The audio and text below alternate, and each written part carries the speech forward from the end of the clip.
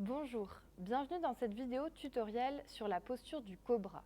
C'est une posture où souvent on est un peu perdu, on se demande s'il faut avoir mal au lombaire, s'il faut pousser, être plus cambré vers l'arrière ou non.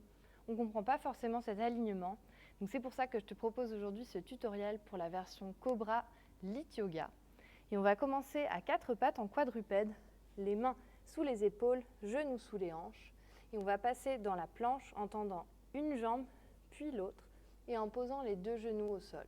Ici, on a le bon alignement pour le cobra en ayant les mains sous les épaules. Si tu sens que tu as les fesses vers l'arrière, les épaules plus loin que les poignets, serre les fessiers pour presser les hanches vers le sol et garde les épaules à hauteur de poignet.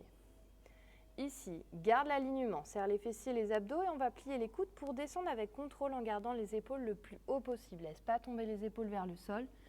Et une fois qu'on est vers le sol, on a la bonne posture. Les mains sont sous les épaules toujours et on va poser le dos des pieds au sol. Serre les fessiers ici pour presser l'os du pubis au sol. C'est vraiment comme si tu voulais faire ce mouvement avec les fessiers. Ils vont vers le sol, vers l'arrière pour presser le pubis au sol et pas le contraire pour cambrer dans le bas du dos. Fais l'inverse ici. Plus de place dans le bas du dos, on protège nos lombaires et rentre légèrement le nombril. Essaye de rentrer un petit peu le ventre si tu peux. Faire les deux en association, c'est pas évident quand on commence. Donc focus peut-être dès le début sur seulement serrer les fessiers pour presser l'os du pubis au sol. Et en deuxième temps, tu rentreras le ventre.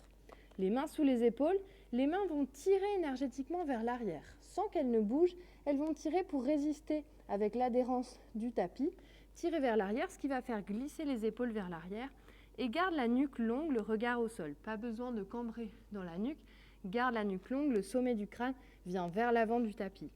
Au début, tu vas commencer peut-être à cette hauteur. Tu vas avoir l'impression de ne pas travailler. Pourtant, c'est le cas. Tu protèges tes lombaires. Tu travailles l'extension thoracique, l'extension de ta colonne, des vertèbres thoraciques. Et petit à petit, tu gagneras de l'amplitude en montant plus en plus et en gagnant en amplitude de mouvement dans ton cobra. Par contre, ici, je ne pousse pas, je tire toujours vers l'arrière.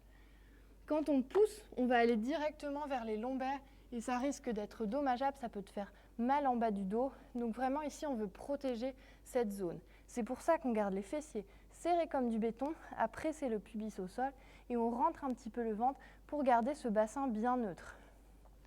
Et on tire les mains vers l'arrière. C'est un petit peu comme si tu voulais te glisser vers l'avant ici comme un verre. Les mains tirent vers l'arrière, en aucun cas elles ne poussent.